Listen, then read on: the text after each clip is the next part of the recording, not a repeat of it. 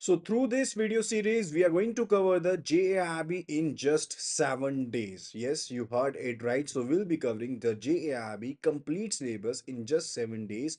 And if you're preparing for the same, you should be connecting with us right now. You just need to save the number 83609444207. And after saving the number, just WhatsApp us on the same number writing saved for JAIIB. You'll be getting the full syllabus wise priority for all the 4 papers, and also we'll be forwarding the free PDFs of the same. So let's start today's session, and we were covering the YTM chapter, and today we are going to cover the third part of the YTM. So if you're preparing for the same, do watch this video till end. And if you have been watching our videos for a while and if you have been liking the content, kindly give this video a thumbs up, and do not forget to share this video among your friends and colleagues who are preparing for the JIB 2025, because one like will be equal to that the YouTube algorithm will be sharing it more, right? And if you want to further watch our videos on daily basis, just do subscribe the channel, that is absolutely free.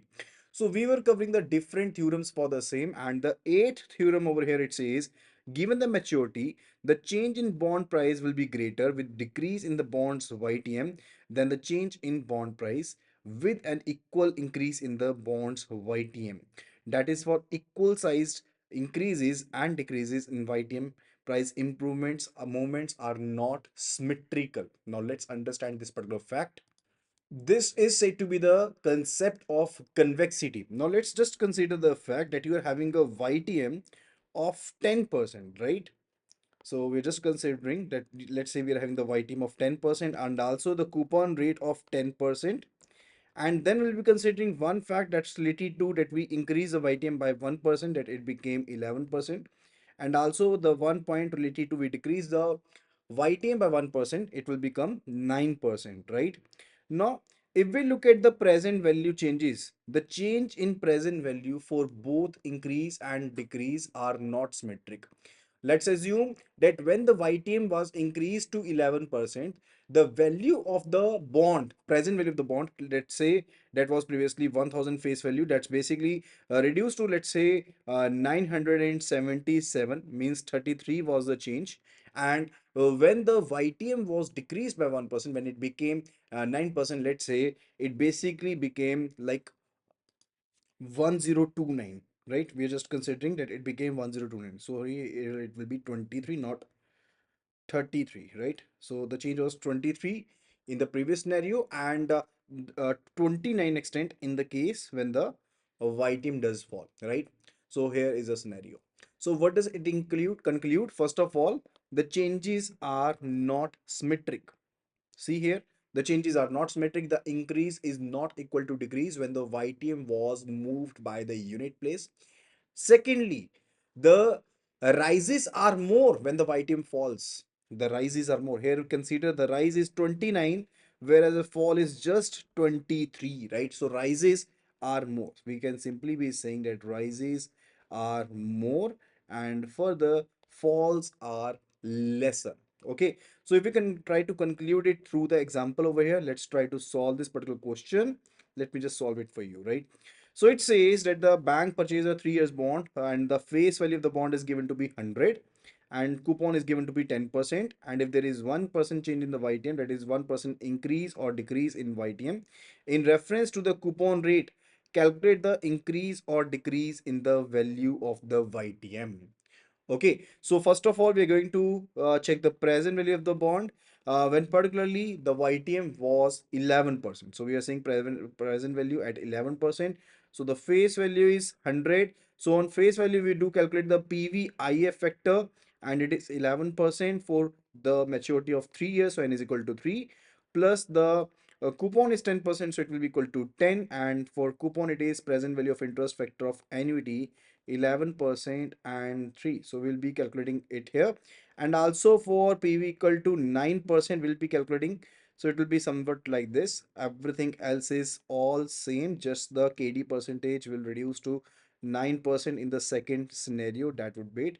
So let me just write it quickly for you. So it is 9% and 3. Now we will be using our simple calculator so as to solve the discounting factor formula. So it will be 1 divided by 1.1 for the first case, equal, and we will be pressing the equal to sign for three times. So one, two, three. If you are newer to this video, let me just tell you that the discounting factor formula is 1 divided by 1 plus r raised to power n, where r is a discount rate. We'll be putting the value of the KD percentage in this case. So it will be equivalent to 1 divided by 1.1, because for r it is 11%. So it will be like what? It will be like 0.11, right? So it will be 1.11, right? So that will be it. So raised to power, it will be 3. Okay, so we'll be solving this. So 1 divided by 1.11, 1, 2, 3. So it is 0.731. So for this value, 100 into 0.731191, and plus, just simply pressing the GT button so as to calculate the PVIFA value of the same. So it is 10 into 2.4437.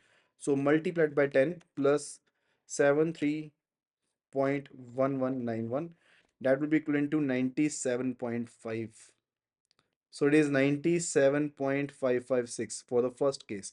Now I'll be solving it for the second scenario, and that will be 9%. So it will be 1 divided by 1.09 raised to power 3. We'll be solving this bracket, right? So it will be 1 divided by 1.09, and then we'll be pressing the equal to sign for the 3 times again. So 1, 2, 3. So it is 772. So it is 77.218 plus 10 into 2.5312, and multiplied by 10, and plus 77.218, that is 102.5. So it is 102.53. Now consider the changes from the value when the YTM was 10% and when the coupon rate was 10%. So previously, basically, it will, the value will be, the present value will be the 100 only, right? So when in the first scenario, when the coupon rate is equal to the KD percentage is equal to 10%, the present value is equal to 100. Now what would have been the changes over there? Let's consider for the first point. So the first case, when the KD percentage or the required rate of return was 11%, it increased by 1%. In that scenario, the changes are 100 minus 97.556. So the percentage is 2.44.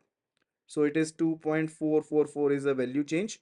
And when basically it reduced, when the fall was there, the changes were 2.53. So just consider the fact that I told you, when the YTM falls, the increases are more, but when the YTM falls, in that case, the decreases are lesser. So that we basically concluded through this particular question here, right? Now, for the ninth theorem, it is given that for any given change in the YTM, the percentage price changes. Definitely, when the YTM will change, the percentage price will change. So when the YTM increases, the prices drops, and further when the YTM decreases, the prices do increase, right?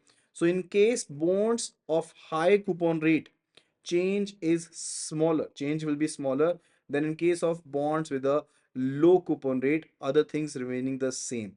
So if we say that in one particular bond we are having the higher coupon rate, and in the other bond we are having the lower coupon rate, in that scenario, if we change the YTM percentage,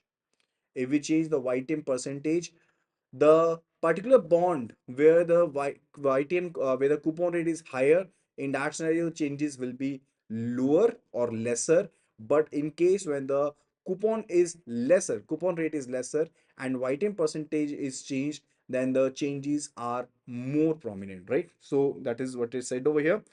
So it says that bank has two bonds facing face value of rupees 100 and coupon of 12% and 10%, right? A residual maturity is given to be 3 years, and if YTM is increased by 1%, what will be the change in the price of these bonds, assuming the YTM to be 12%, right? So we are considering the particular fact. So first of all, we considered the bond with 12% of the coupon, right? So we calculated the value. So we just calculated the value, and further it came out to be 100, right? And bond B with a coupon of 10%.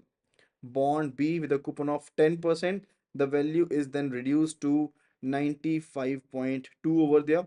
And then we particularly change the value of the YTM, right? So the coupon was 12%, higher, on the higher side, and the required rate of return basically increased by 1% to 13%. And then we changed the value and we checked in the change in the price, and it came out to be, we calculated to be 2.38%, right? So the simple scenario was this: previously we considered that in one bond we are having 12% of the coupon, in the other bond we are having the 10% of the coupon, right? And further then we considered that we were having the coupon of 12 YTM of 12%. It is a YTM of 12% in one case and also the same in the other case. But then we increase the value of the YTM by 1%, right? So it basically became 13% in both the scenarios. And then we checked that the particular change in price in case where the coupon was higher is lesser. So percentage price in this particular scenario, in the first scenario where the coupon was higher, in the second scenario the coupon was 10%, but in the first scenario it was 12%. Now in this particular scenario the percentage change is 2.38%, whereas in the case where the coupon is lower, the percentage change is 2.42%, is on the higher side, right? So that what we meant to say. Now, after that, it's related to the last particular theorem for the YTM, right? So it says a percentage change in the YTM affects a bond with a higher YTM more. So if a percentage change in YTM, percentage change means we are not saying that we will be increasing it by 1%. We are saying if we do change the YTM by a percentage, right? By a percentage. Let's say case in one particular YTM, the percentage was 10%, and in the other case it was 15%. So let's say if we increase the YTM by 20%, right? In by 20%. So in one scenario where the YTM was 10%, it will become 12%. And in the other scenario, when the YTM was 15%, now it will become what? It will become 18%. Now, if we click on the changes in the present value of the bond, in that scenario, YTM with the higher percentage, this one, the YTM with the higher percentage is particularly more affected, than the YTM with the lower percentage, or with the bond with the lower YTM, right? So we are just going to cover this through an example. So bank is having two bonds. One is having the face value of 100 and coupon is given to be 12%. The required rate of return is 10%. And on the other hand, the par value is 100. Coupon rate is given to be 12% over here. The rate of return is given to be 15%. So we are basically considering two bonds in which one we are having the rate of return equal to 10%, and in the other we are having the rate of return equal to 15%. And both the bonds are having the maturity of 5 years, right? The maturity is all same. If there is increase in rate of return, so we basically change the YTM by 20%, as I just told you to assume the case, right? So we are just going to solve that particular thing. So position before increase in YTM. So for bond 1 and bond 2, we calculated the value. So for the first case, we calculated the value to be 107.58, where the required rate of return is 10%, right? So required rate of return is 10%, and particularly the coupon is 12%, right? In the other bond side, we are having the coupon of 12%, but the YTM is of 15%, right? On the higher side.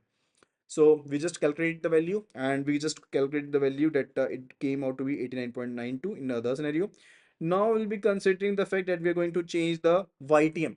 Now in the first scenario, the YTM will become 12% because we changed it by 20%. So it will become 12%. So YTM is now become 12% in the first case and 18% in the second scenario, right?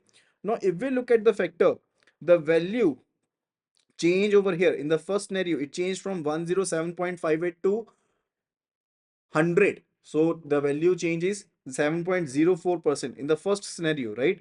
And the second scenario where we change the percentage to 20% and the item became of 18% from 15%, the value basically reduced from 89 to 81.22. And if we look at the percentage change, it came out to be 9.67%. That what we meant to say, that the YTM which was higher, and when we change a percentage of it, the bond with the higher YTM is more impacted, right? So that was the case that we wanted to prove, and that is now proved. I hope that you must have understood all the theorems because these are going to be very much important. Now let's move to the another concept of this video, that is actually related to the duration of the bond.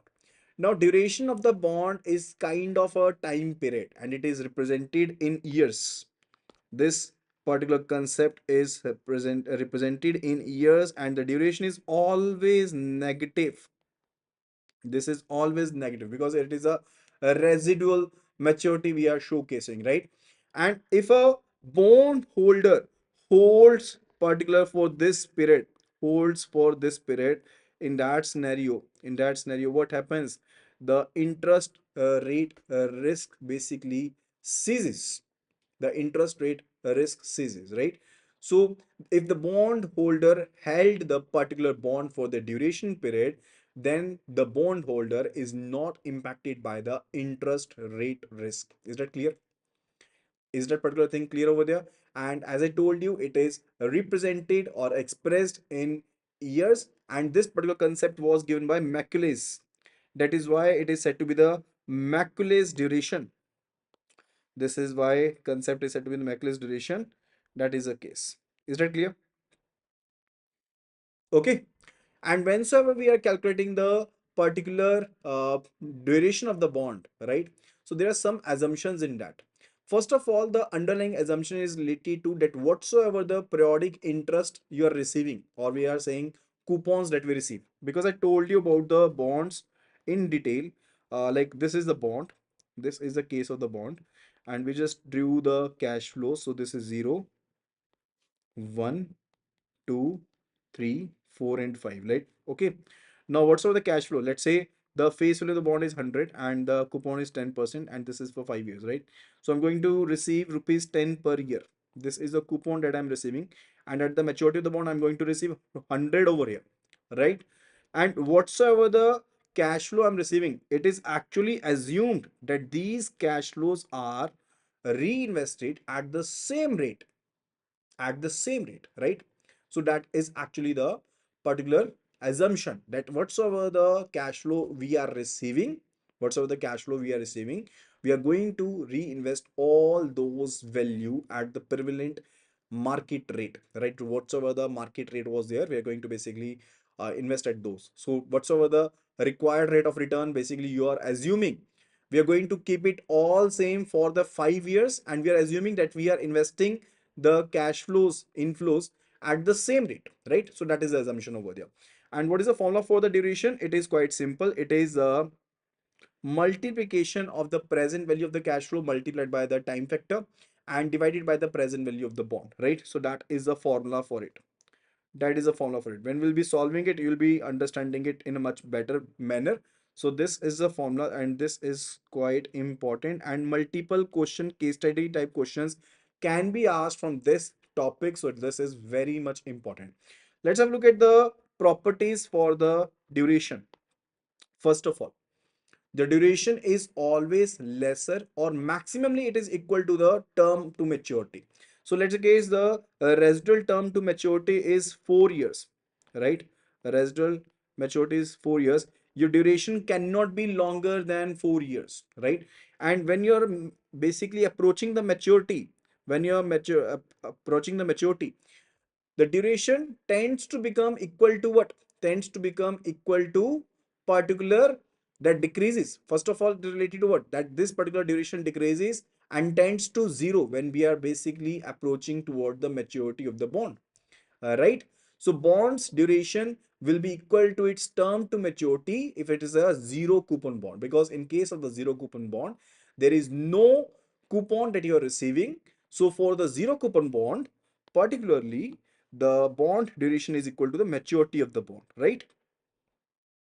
And if it is a case of the perpetual bond where there is no maturity of the bond, the duration of the bond formula is quite simple. It is 1 plus R divided by R, where R is the current yield of the bond. Kindly take a note.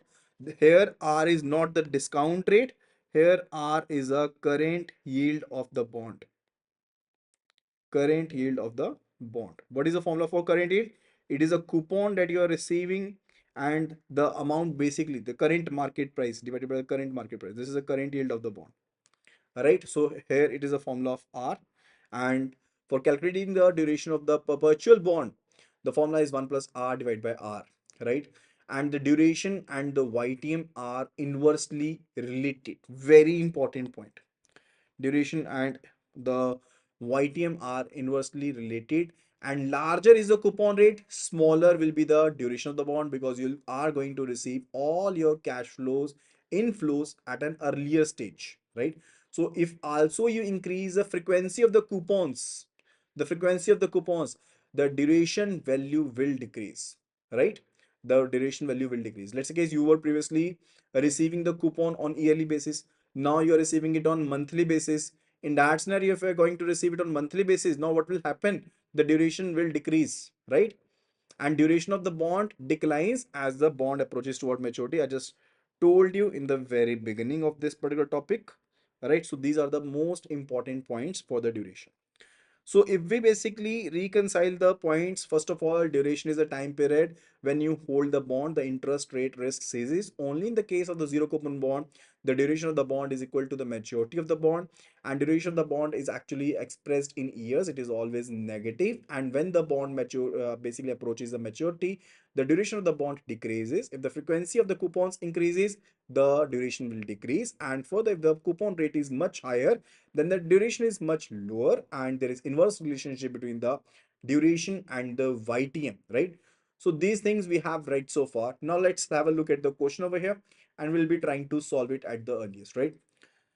So we are provided with that bank ABC held a bond with face value of 100. Coupon is given to be 8%, payable half yearly, maturity after 3 years, and YTM is given to be 6%. We have to calculate the duration of the bond. When we are talking about the duration of the bond or Macaulay duration, it's all the same. Formula is summation of PV, that is the present value, multiplied by T divided by the summation of PV. PV is basically related to present value of the cash flows, right?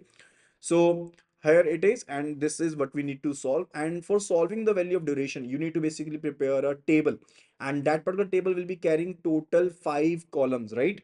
So you can be naming the columns. I'm just drawing a column over here, right? I'm just drawing the column. Just give me a moment. Okay. So we are going to have 5 columns over here, and I'll be telling you that how to basically solve the questions for the same. So we are having the 5 columns. One, it is A, B, C, D, and E, right? These 5 columns are there. Now A is actually representing the time, right? So this is actually representing the time. Now when we will be having the cash flows, cash inflows, now it's a half yearly bond, so we will be receiving the particular cash flows on each and every half year, 0 0.5, 1, 1.5, and so on, right? So it will be 0 0.5, 1, 1.5, 2, 2.5, and 3, right? So these are the time, this is the time value, or we can basically be representing it by T, right? The other field B is equal to is basically related to cash flow. This is representing the cash flow. We can simply say CF, whatsoever the cash inflows are there. Now in the first year, the coupon rate is given to be what? The coupon rate is given to be 8%, and the bond value is 100. But just keep in mind, this is half yearly bond. So you have to basically divide it by 2. So it is 8% divided by 2. So it is equal to 4% half yearly basis. So what coupon you will be receiving each and every half year? It is rupees 4, right? So we will be receiving rupees 4 every half year. But in the last half year, you'll be receiving the coupon as well as the maturity value or the par value. That will be 100 rupees. So it will be 104 for the last year, for the last half year, right? The third one, it's related to the present value factor. Very important. People do not basically try to understand this thing. This is nothing but it is a discounting factor formula. That is 1 divided by 1 plus r raised to power n. That's it. So what is the discounting rate? We have to use a required rate of return. What is required rate of return given to be over here? It is given to be 6%. So it will be divided by 2. So it will be 3%. So how to basically solve it? Just do it like 1 divided by 1.03, right? Keep the calculator open. Just simply press equal to sign and write down the value. For the first half year, it is equal to 0.9708. 0.9708. And pressing the equal to sign again, it is 0.94259. Again 0.9591. It is 0.91514. Again it is 0.888. Again 0.862. 0.833. 0.74. So these are the values. These are the values for the present value factor. Quite easy to calculate. In the fourth column, we are to calculate the multiplication. That is a present value of the cash flow. Present value of cash flow. That is column B into column C. That what we need to solve. Right?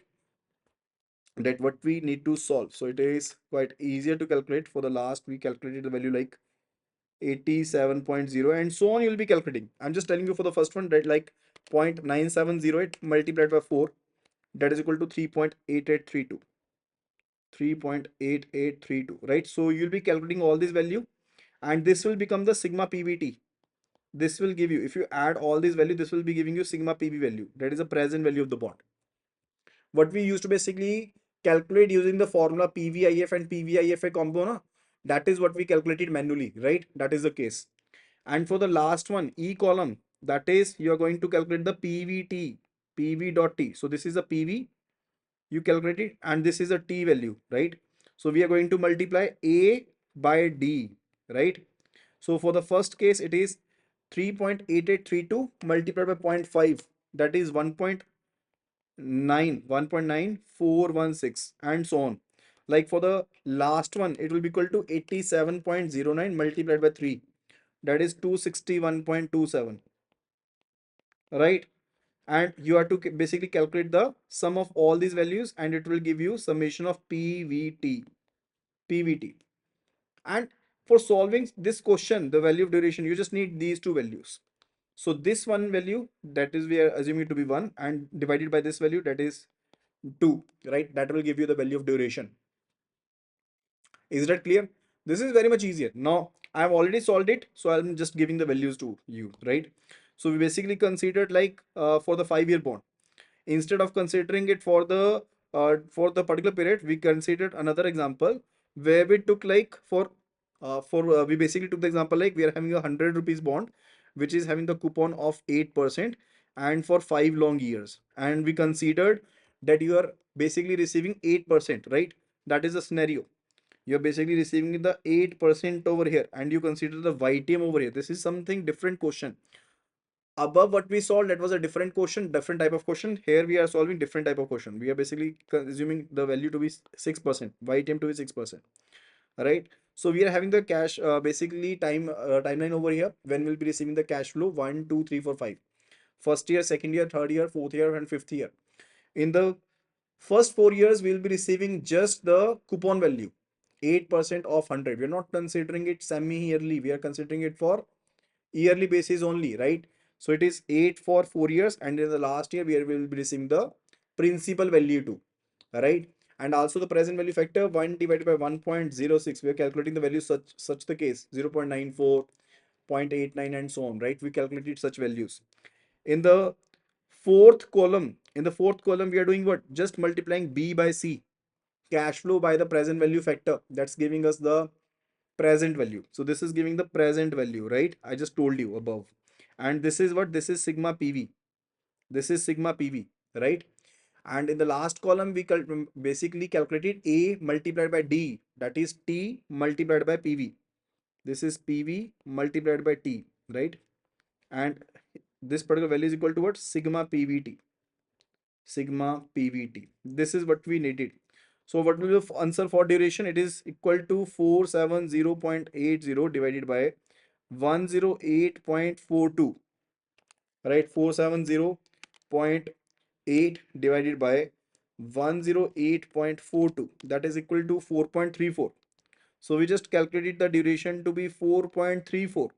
Now you all must be worrying that what a hustle to be done so as to solve such a question, such a massive question. No, it's not a massive question. First of all, you won't be having single question for this. You'll be having a group of question for such type of topic, right?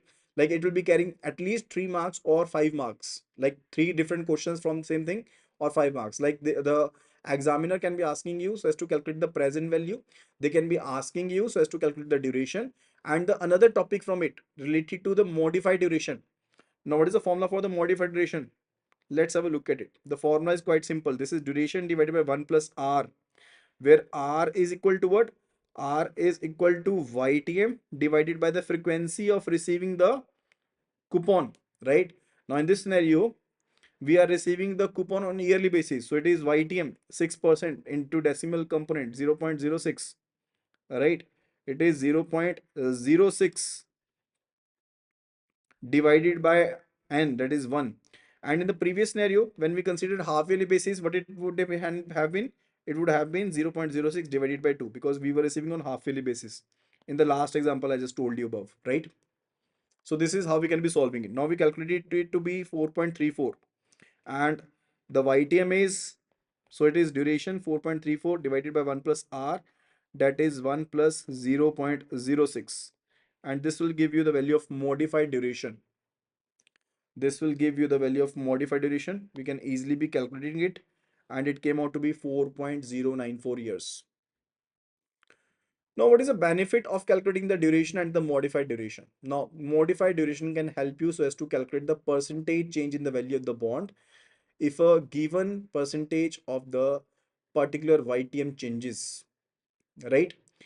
So, if a particular YTM changes by 1%, let's say case the YTM increases by 1%, increases by 1%. Now, modified duration we calculated to be 4.094, 4.094 multiplied by 1%. It is percentage change in price of the bond will be equal to 4.094%. And this percentage will be positive or negative. Now, I told you there is an inverse relationship between the interest and the value of the bond. Now, if the interest increase is a particular YTM increases or the interest increases, in that scenario, what happens? The value of the bond decreases. Now, if the we say there is plus 1%, that is the YTM increased, the value over here will reduce. There will be reduction in the value. So the previous present value was what? It was 108.42. So 108.42 minus 4.094%, that is 103.98. So now the value will reduce to what? It will reduce to 103.98 if the YTM, which was previously 6%, now basically it has been increased to 7, right? In that scenario, the value will now reduce. This can help you a lot so as to calculate the basic things in the exams, right? So this is how you can be solving it. Now let's move toward the last topic for today video. That's a bond price volatility. Definitely the bond prices are volatile. So if the interest rate changes, then definitely the bond price will change, and that is inversely related. As I've already told you, bond prices and YTMs are inversely related. And the extent to change in the percentage price for the bond in the given time period divided by the percentage change to the yield to maturity in the given time period. The ratio of the same gives you the interest rate elasticity. It gives you the interest rate elasticity, and interest rate risk is a function of the interest rate elasticity, right? And this particular interest rate elasticity is always a negative number because there is an inverse relationship between the YTM and the bond prices, right? So interest elasticity will always be a negative number because there is a negative or inverse relationship. There's an inverse relationship between the YTM and the bond prices. So the formula is equal to what? Percentage change in the prices of the bond divided by the percentage change in the YTM of the bond. So that's the formula, right? And another formula is basically related to what? The formula is duration multiplied by YTM divided by 1 plus YTM. So the formula is quite easier. Duration multiplied by YTM and divided by 1 plus YTM. That is the formula. So it is duration multiplied by YTM divided by 1 plus YTM. That is the case. Okay. Now let's solve the question based upon it. So it basically says that bank XYZ has a 10% 8-year bond with par value of rupees 1000. The market rate changes from 10% to 12%. Calculate the interest rate elasticity. We need to calculate the interest rate elasticity. Now, first of all, we basically do know that the percentage of the YTM changes from 10% to 12%. So we know that the YTM percentage is changing from 10% to 12%. That is the denominator. The denominator factor we already know, right? And we want to know about what percentage change in the price. So we'll be calculating the percentage price at 12%. Because when the 10% coupon is there and the required rate of return is 10%, the present value at 10% would be equal to what? It would be equal to par value, or the face value is equal to 1000. Now in the second scenario, we calculated the face value when the YTM changed to 12%, right? We basically calculated for the 12%, and basically we calculated to be 900.76. Now what will be the percentage change price? That will be equal to the previous price, which was 1000, and the new price, that is 900.76, divided by the old price, that is 1000, and multiplied by 100. That is the percentage change in price, divided by 10, which was previously 10 percentage YTM was, and now it is 12%, right? So that's why I told you that it will always be negative. Now in this scenario, the numerator is positive, but the denominator is negative, right? So interest rate elasticity is always negative, and we calculated it something like this, and we calculated to be 4.962%, right? So that is the case. So I hope that you must have enjoyed the video and you must have liked the content of this video. If you want to get the complete PDF, simply do save this number A3609 and 44207. Just save this number and we'll be adding you to the update group. You just need to save this number and WhatsApp on the same number, writing JAIIB or saved for JAIIB. So that will be all. Thank you so much and see you again in the next video tomorrow. Happy learning.